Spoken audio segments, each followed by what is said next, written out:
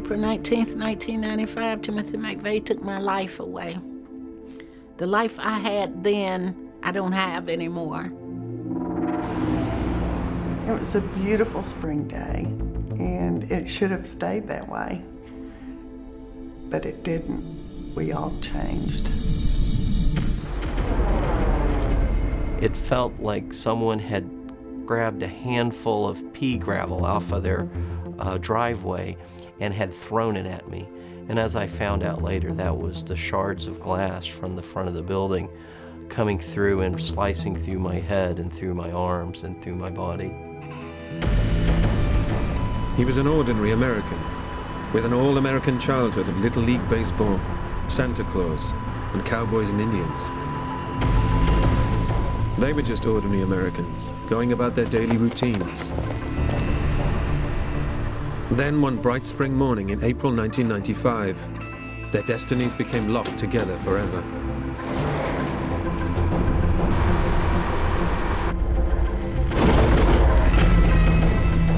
It was the worst peacetime atrocity on United States soil at that time, and it shocked America and most of the world. The perpetrator, not as was first assumed an Islamic terrorist, but a self-styled American patriot and a Gulf War hero. Using court records and other published sources, including interviews with the killer himself, together with new material, this film tells the story of the minute-by-minute build-up to this terrible tragedy as we seek to understand the mind and motives of Timothy James McVeigh, the mass murderer of 168 Americans, including 19 children. For he was no Islamist bomber from a foreign land, but one of America's own.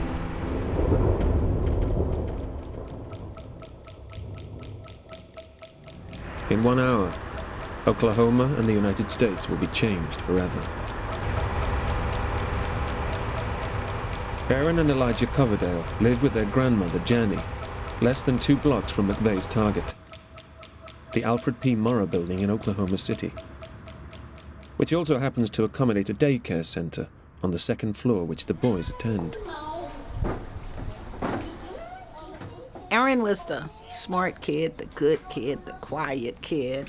Elijah was just the opposite. No, that's not your car. That morning they hid in the kitchen. And I remember pretending I couldn't find them. And I kept saying, well, evidently they've gotten on the elevator and gone on to the daycare center, so I guess I'll just go on and leave. And I could hear them laughing in the kitchen. Timothy McVeigh is 45 miles from his target, and closing. That target not only houses Aaron and Elijah's daycare center, but an assortment of federal government offices. By far the largest is the Department of Housing and Urban Development. These people aren't government agents, they're simply civil servants.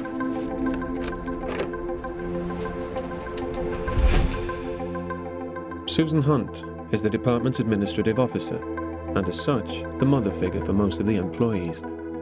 Of the 124 people that were assigned to the Alfred P. Murrah building and employed by the U.S. Department of Housing and Urban Development, we were to lose 35 on that day.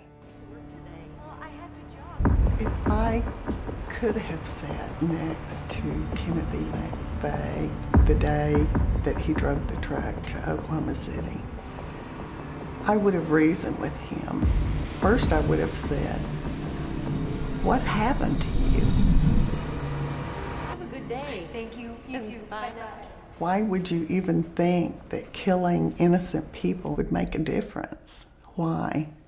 I would also say, think about the good that you can do. You're a young man. I have a child the same age as McVeigh, who is a wonderful man. What could we as a nation do to change other Timothy McVeighs, not to act, not to see the world so negatively?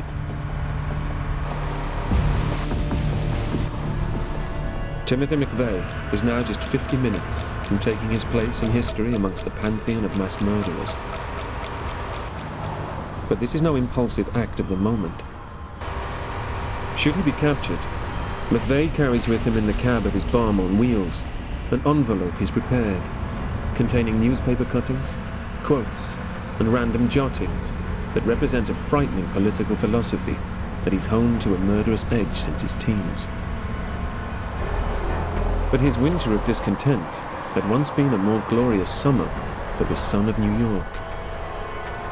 I used to be an English teacher, and we would discuss what he was doing in his English class, the poetry, the short stories, and Shakespeare. He always loved Shakespeare because they had a common birthday. He really related to younger kids very, very well. I mean, I can picture him with our son Paul on his shoulders. You know, Paul, I don't know, 3, 4 years old, throwing the basketball toward the hoop. He was a people person. There's no question.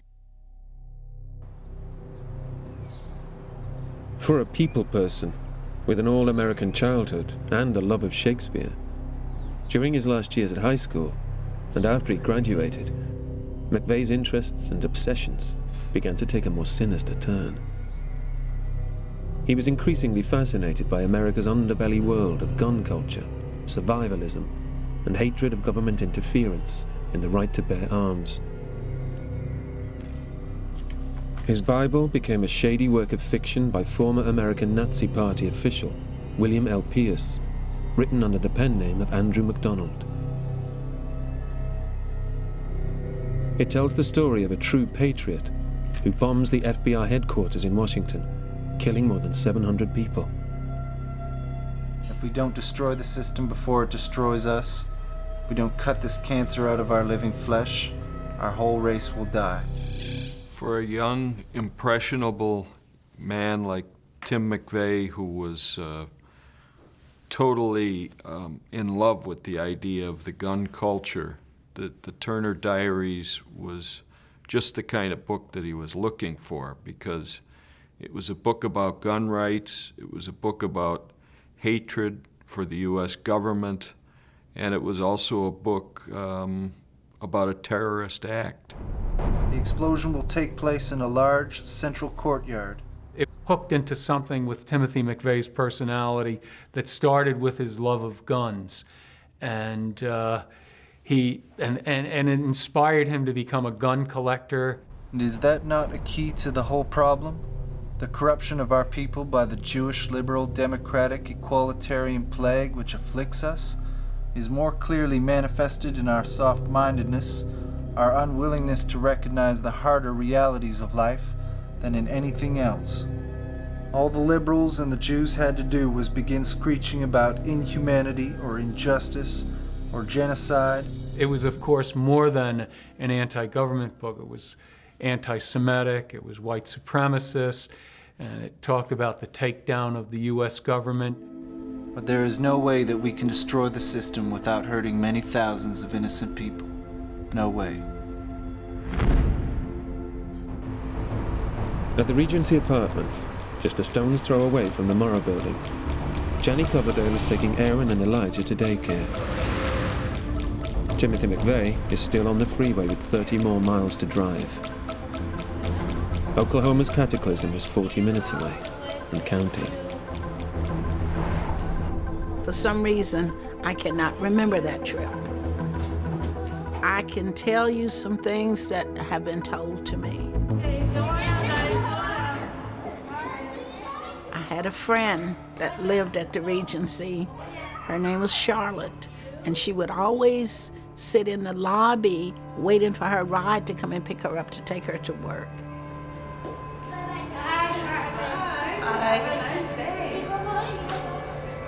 She told me the boys always said, "Good morning, Charlotte." But she said for some reason that morning when we walked through the lobby, the boys said, "Goodbye, Charlotte." And I asked her, I said, "Are you sure that's what they said?" She said, yes. She said, I thought it was strange because they'd never said goodbye to me before. But that morning they told her goodbye, like they knew they weren't coming back. McVeigh's decided that his bomb must be set to cause maximum casualties.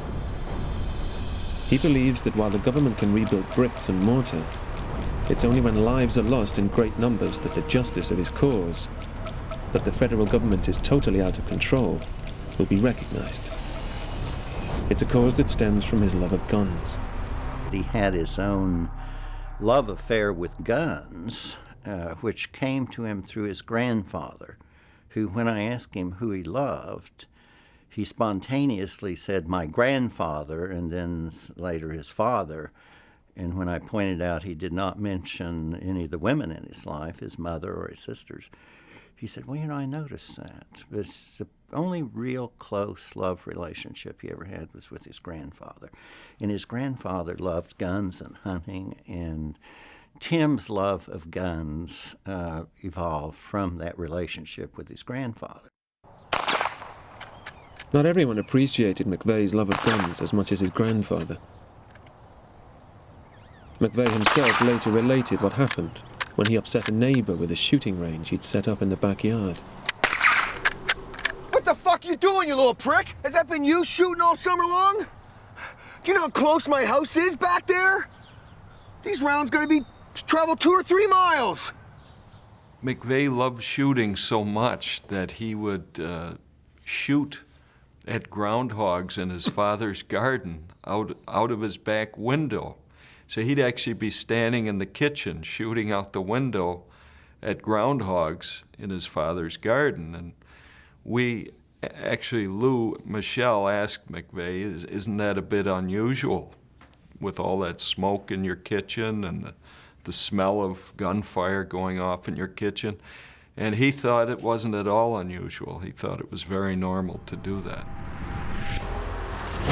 McVeigh planned his Oklahoma operation with military precision. He talked of theaters of operation and used acronyms and army speak.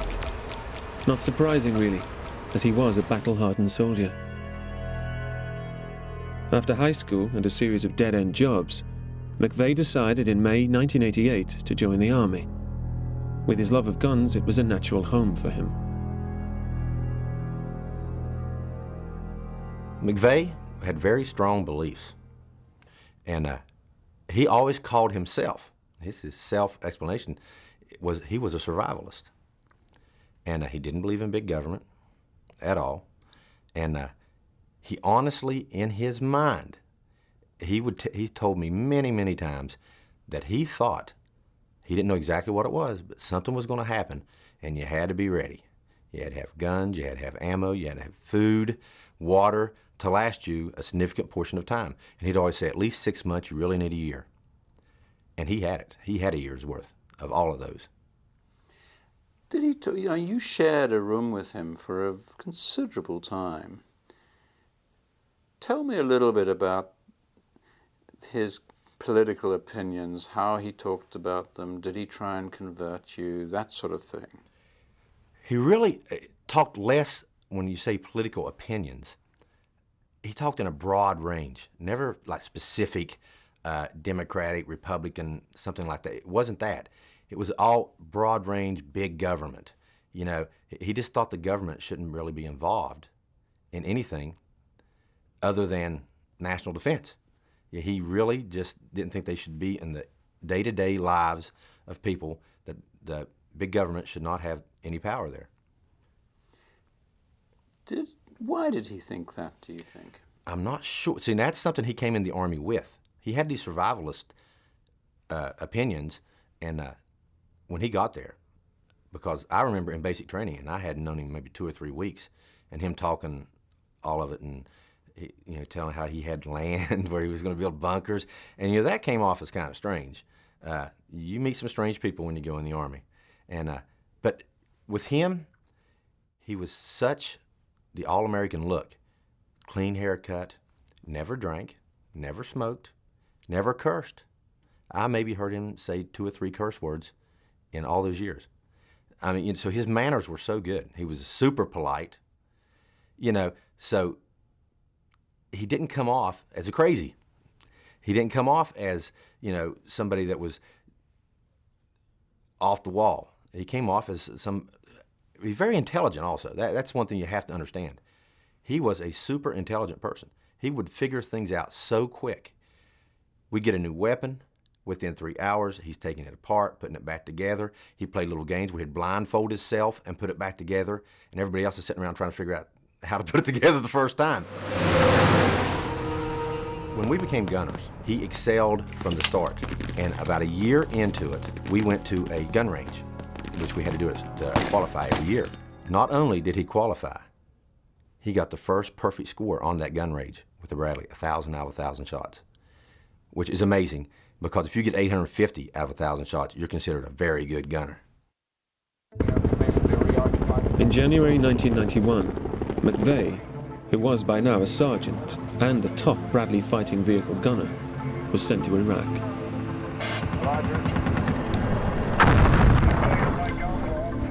On day 2 of the ground war, he becomes a killer of men for the first time. Get that son of a bitch raghead! Did you see that? Great shot! Why'd you stop firing? Keep firing! I got him, sir. You got him. McVeigh had killed 2 men more than half a mile away with 1 shot. What he'd done was unprecedented. After Desert Storm, McVeigh was invited to try out for the United States Army's elite special forces. This should have been the culmination of his military dream, but he failed the physical tests. This once super fit soldier was out of shape after months of inactivity in the desert. It was a cruel blow, and he resigned from the forces in disgust.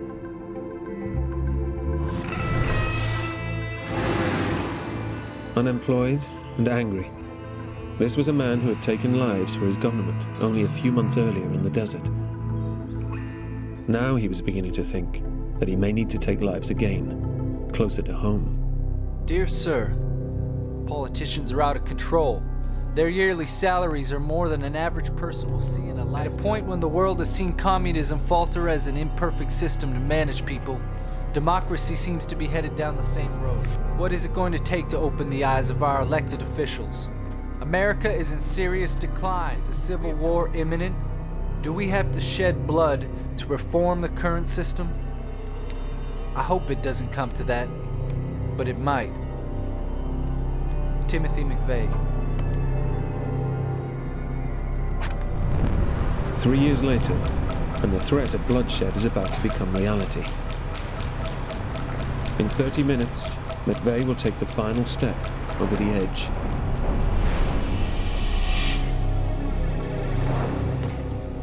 His victims will include men like him, Gulf War veterans working on the 6th floor of the Morrow building in a Marine recruiting station.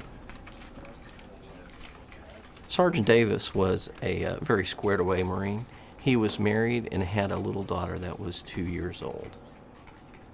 Captain Randy Guzman, who was our executive officer, was in the building that day. And Randy was a single Marine, but he was engaged to a very beautiful young lady and was looking forward to starting a new married life. Another person on collision course with Timothy McVeigh that day is Lou Claver, a staff attorney with the Oklahoma Water Resources Board across the road from the federal building. I was working at my computer at my desk drafting up a document based on another hearing, findings of fact, conclusions of law, and drafting that up to make a recommendation on a water right to the board. And I was trying to finish that up because I had another hearing and I was trying to catch up on my workload, just kind of a regular day. Far from it being a regular day, in just 26 minutes, Lou will unwittingly provide an extraordinary record of McVeigh's crime.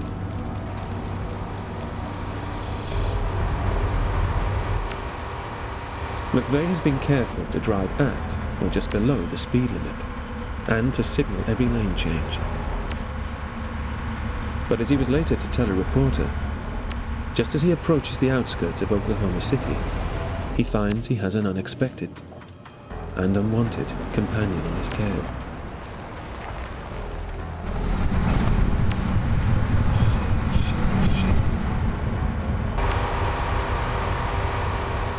Why is he following me? I know it's not my driving.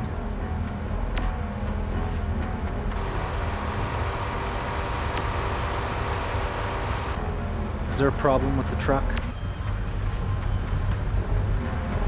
If he tries to stop me, I'll run him off the road.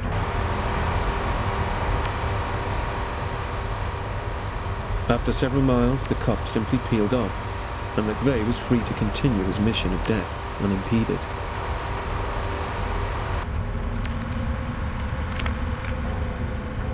McVeigh's journey that ended in Oklahoma City almost certainly began to take root when he witnessed two events on television more than 2 years previously. You tell everybody how much longer will you let this go on? Wave that American flag! Yeah! Wave it high! Randy Weaver was a white separatist accused of selling an illegal shotgun to a police informant. The 11-day siege of his cabin, following a shootout with federal agents, became a right-wing cause celeb. And McVeigh's sister Jennifer was later to tell of her conversations with her brother about what was wrong with America. Agents say they seized a cache of weapons. They say all of the firearms here are legal. The Second Amendment says we have the right to carry guns, and the goddamn government doesn't give a damn. The government can go to hell.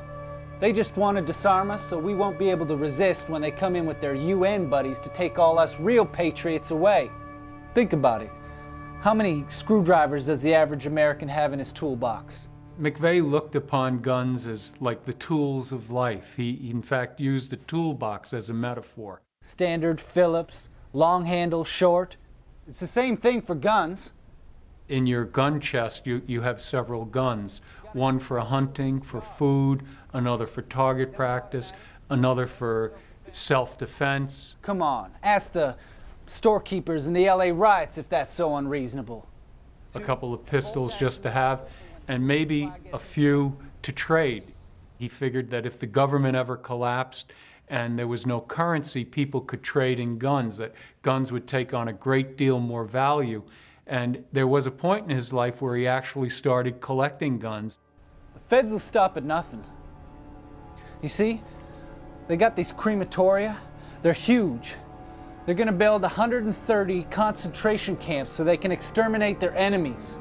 And that means people like me, and they're gonna try and disarm us slowly. I mean, look at Ruby Ridge, Randy Weaver. McVeigh's paranoid, extreme right-wing ideology came from real events and real political concerns that existed within the mainstream political discourse. However, with a conspiracist mindset and a survivalist inclination, he was able to twist these things into something that was bigger and far more sinister than the average person would think. So things like the Los Angeles riots were an example of how the society was going to hell in a handbasket and the government was ill-powered to protect decent, God-fearing citizens. It won't be long before the UN tanks are parked everywhere. I tell you, it's the New World Order and our government's right in there with them. Timothy McVeigh was not only a right-wing terrorist, he was also a bigot. And that really didn't come out as much in the American press during his trial. If Ruby Ridge had been the spark that lit the fuse, 6 months later events in Texas were to lead McVeigh directly to Oklahoma this sunny April morning in 1995. He's now on the outskirts of Oklahoma City, piloting a bomb big enough to wreak havoc over several city blocks in 21 minutes' time. Though he's inspired by an all-consuming passionate hatred of his government, the specific trigger for today's mission is a desire to avenge events 270 miles away in the neighboring state of Texas 2 years previously.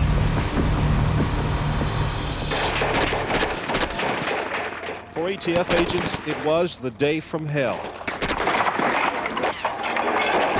A small army of federal agents came face-to-face with destiny this Sunday, hoping to arrest David Koresh, the leader of the Branch Davidians, a religious cult, and execute federal weapons warrants.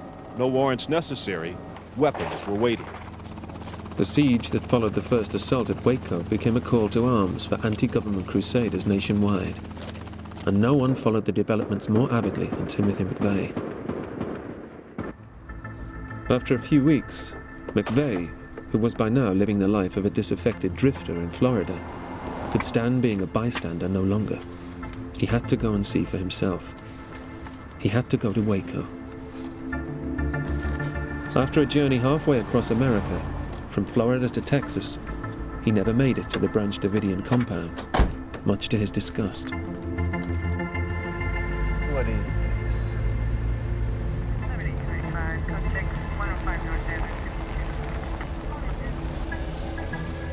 Where are you going, sir? I'm turning onto this public road and visiting the compound. Are you press? No. Then you can't visit it. Well, this is a public road. Turn around, sir.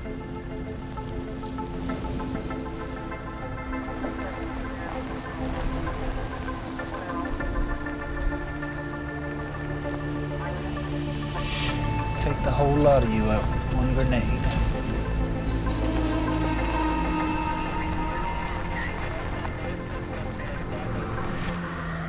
So that the journey should not be in vain, McVeigh set up a stall on his car as close to Waco as he could, selling bumper stickers. He was interviewed there by a student journalist, Michelle Rausch. So why are you here? The ATF have no right to be here. They just want a chance to play with their toys paid for by government money. The government is afraid of the guns people have because they have to control people at all times. Once you take the guns away, you can do anything with the people. He was very worried about the intense government presence on what he saw as one man and his followers' private life.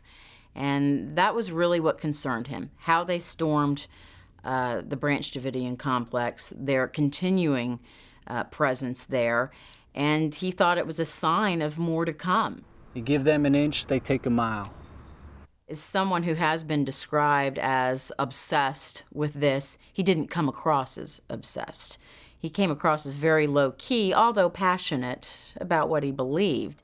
I believe we are slowly turning into a socialist government. The government is continually growing bigger and stronger, and we need to protect ourselves against government control. When I was talking with him, he was very articulate, very intelligent.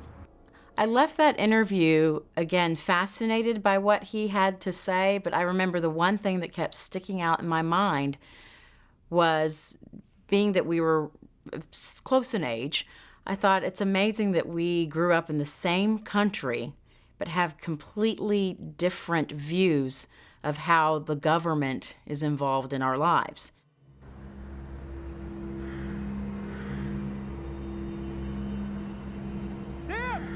Tim! Get in here! It's on fire!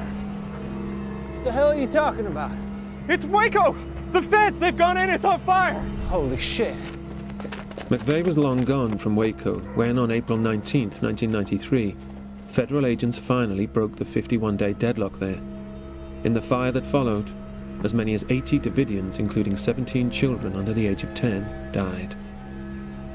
McVeigh watched the drama unfold with his old army buddy, Terry Nichols, and Nichols' brother, James. Still no sign of anyone coming out, Bonnie. Smoke is billowing 150, 200 feet into the air. Keep in mind there's heavy munitions and heavy arms in there. And also keep in mind, this is an area... What is this? Those people are dying in there. What has become of America?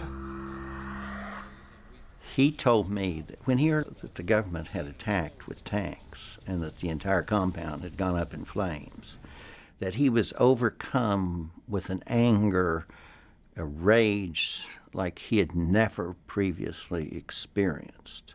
He never shed a tear for the children who died at the daycare center at the Murrah building, but plenty of tears for the children at Waco. It's like Hitler's Germany. Fucking Nazis. Terry, we gotta do something.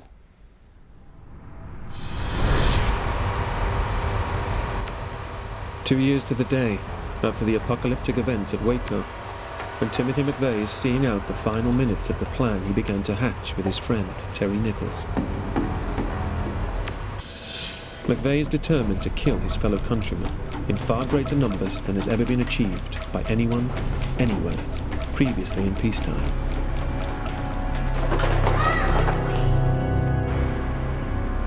For another Gulf War veteran, Marine Captain Randy Norfleet, bloodshed is the last thing on his mind. Norfleet is serving a tour of duty as a Marine recruiting officer, but has just left an invigorating prayer breakfast at Oklahoma City's Myriad Convention Center.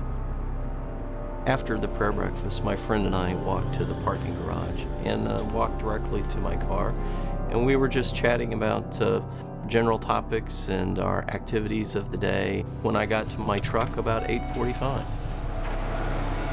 Norfleet normally works at a Marine recruiting station out of town, but since he's in the city, he decides to drop in on his colleagues at the Murrah building, where more than 1,000 Americans are just 16.5 minutes from tragedy. You're desperate for a smoke, I know. Take your break.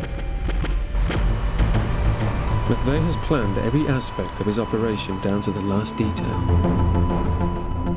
Together with one of his two Confederates, another Army buddy, Michael Fortier, he's driven every inch of the route in advance, checking for speed traps, highway construction, possible road hazards, and especially underpasses too low for his bomb on wheels. Whereas a government bomb, which could wreak the same destruction, would cost many hundreds of thousands of dollars to make, and even more to deliver, extraordinarily, McVeigh's weapon of choice has cost less than $5,000, including the cost of the getaway vehicle afterwards. The getaway car had been driven to Oklahoma City 3 days before, on Easter Sunday, but this part of the plan had not gone smoothly.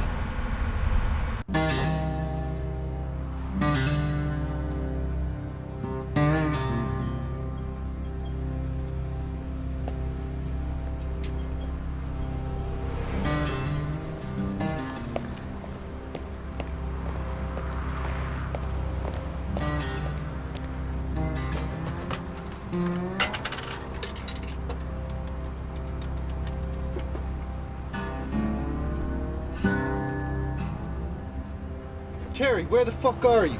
Tim, I can't make it. You're kidding me. Listen, Tim, it's Easter Sunday. Josh is here. I can't do it. You get your fucking ass over here right away. Get in your friggin' truck now. This is for keeps. We gotta do it. Tim, I can't do it. Fuck you. Mike Fortier's pulled out, now you? I'll kill you, you bastard. And your friggin' family. Okay. I'll be there. Tim? Yeah. Listen, Tim's got my old TV he's brought from Vegas. I've got to go get him in Oklahoma City and bring him back No, here. it's my last day here before I go to Mom. I can come with you. I can't do it, son.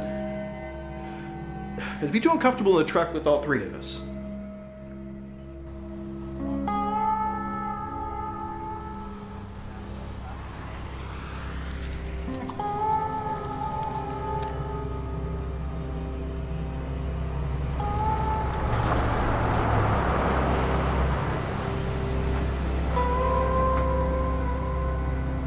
Okay, let's go.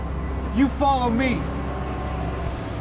McVeigh had already been let down by his other co-conspirator, Michael Fortier, who'd got cold feet as the day of the bombing had approached. Fortier had a wife and young family, and ultimately was not prepared to risk his life for McVeigh's plot. Nichols also had a family, of course, but McVeigh knew he couldn't do it all on his own. If he had to get nasty to keep Nichols on side, so be it. And ultimately McVeigh's threats were just too powerful for Nichols to bail out.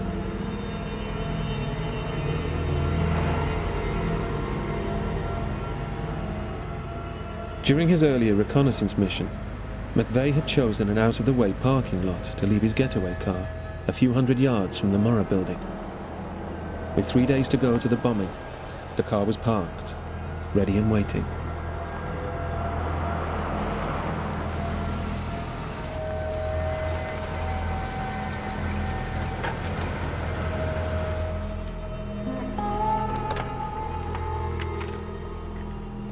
In some American states, cars only have one license plate, at the back. Before he left, McVeigh removed this rear plate, just in case anyone should try to trace the car in the 3 days that it would be parked unattended before the bombing. It was an act of caution that was ultimately to be his death warrant. As he made his getaway later, for some reason he never replaced the plate, and less than 2 hours after his crime, he was picked up for this small infringement by an alert highway patrolman. For all his meticulous planning, his arrest for the petty misdemeanor would lead him to the execution chamber 6 years later. Let's go.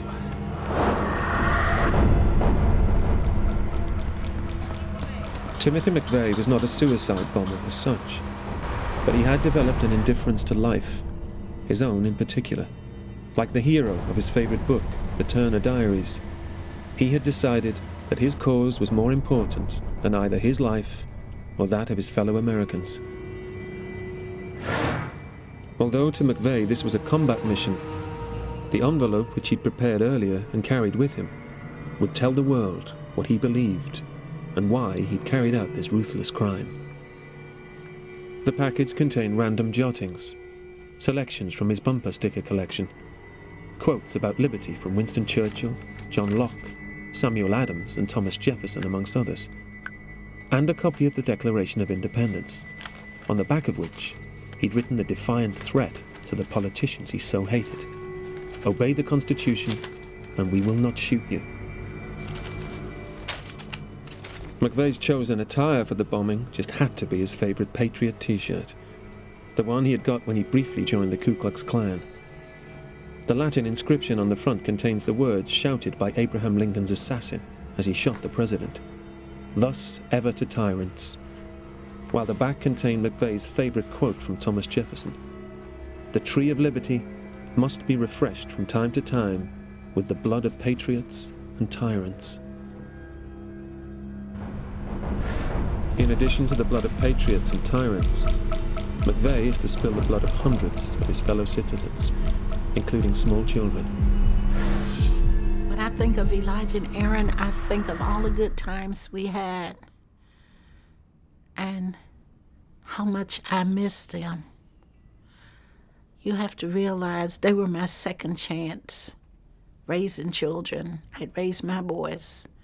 I could see some mistakes I'd made, and I was determined I wasn't going to make those mistakes with them. This is the moment for which Timothy McVeigh has planned for nearly 2 years. Just after 8:54 a.m., he stops to light the first of 2 fuses. A massive explosion is now inevitable.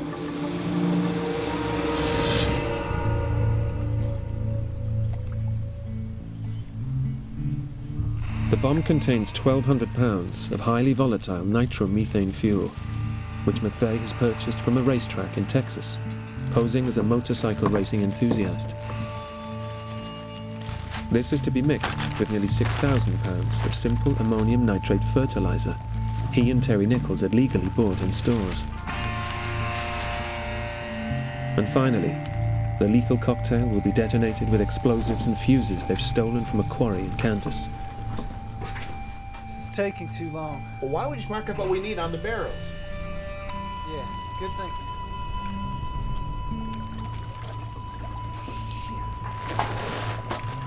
Close the door. If they come near, I'll shoot them. Close up the back door, too.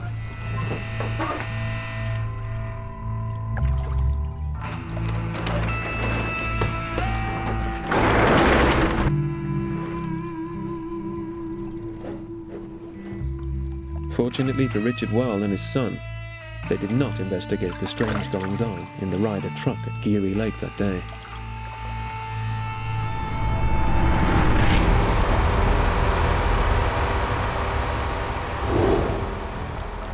McVeigh's first fuse, which he estimates will take 5 minutes, has been burning for 3 minutes already. At 8:57:05, the security camera in Janny Coverdale's apartment block catches McVeigh's truck as he stops to light the second backup fuse. Although both fuses burn longer than he's planned, the countdown to catastrophe is unstoppable. In less than 5 minutes, the name Oklahoma City will become inextricably linked with the words bomb and terror.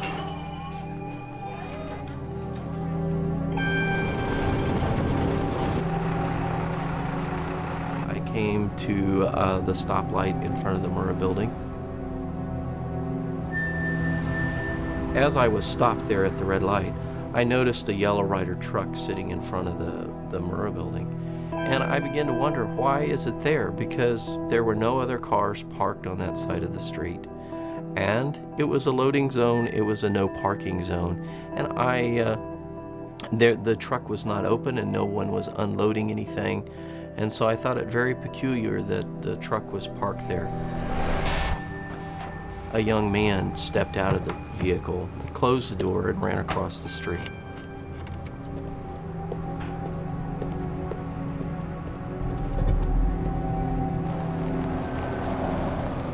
I pulled up and I parked in front of the Yellow Rider truck and walked into the Murrah building. Normally, the building is very busy and it takes a while to get an elevator. But on this morning, there was no one in the lobby and there was an elevator with its doors open waiting for a passenger to walk in. As I got to the 6th floor, I walked directly into our operations office. Captain. Sergeant, long time no see. I know, sir. Hey, Captain, would you mind calling headquarters? You know the board met about my promotion yesterday, and the results are out, but they're not yet posted. Sure, Sergeant. Thank you. Sergeant Davis had worked very hard, and his family had sacrificed very much for him to make this jump in promotion in the Marine Corps. So I immediately called headquarters Marine Corps.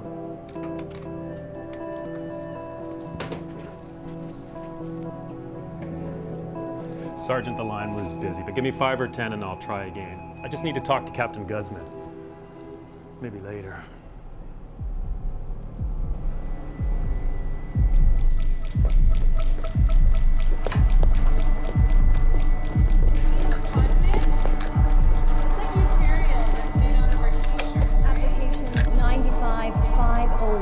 For a groundwater permit.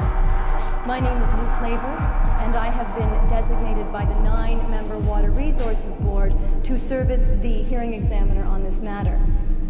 With regard to this proceeding, basically there are 4 elements that I have to receive information regarding.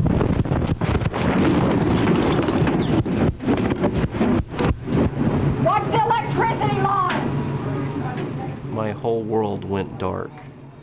And I could hear what was going on, but I could see nothing.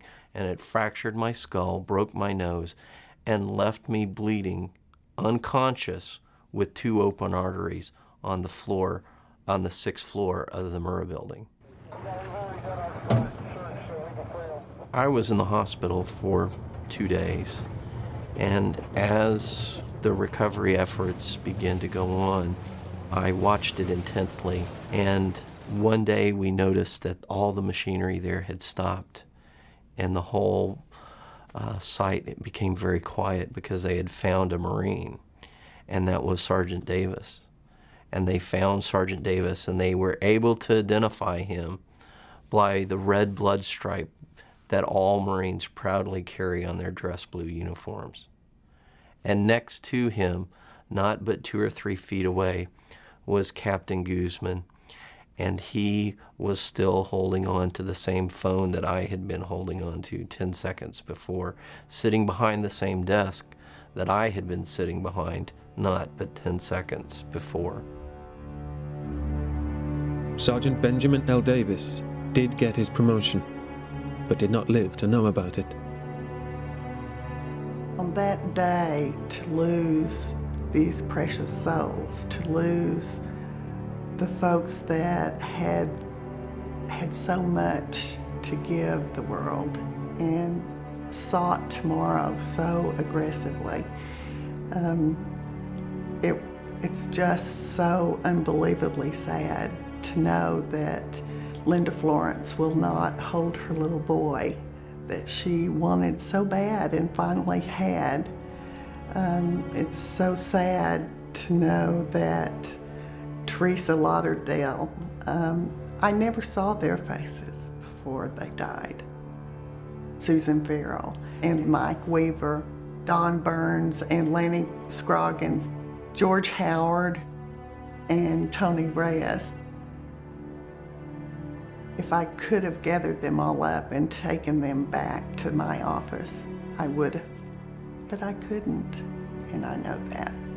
And I've learned to deal with my grief of living and my guilt of living.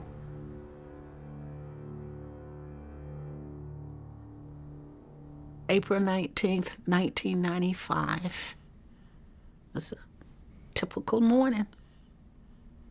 I thought I was going to get off work that evening and go pick Aaron and Elijah up.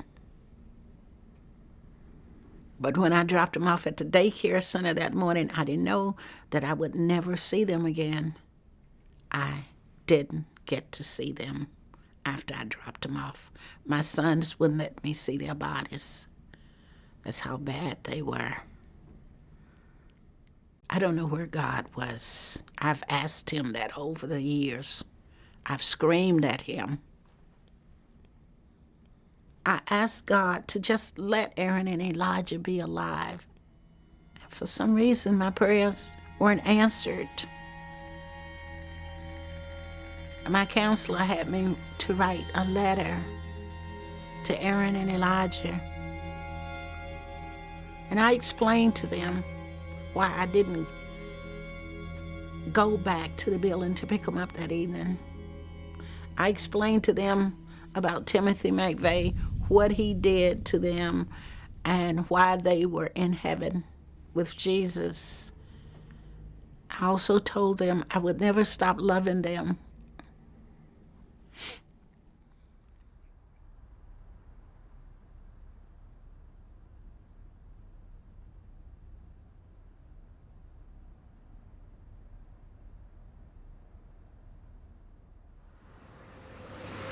Timothy McVeigh was stopped for a minor motoring offence less than 2 hours after his bomb exploded.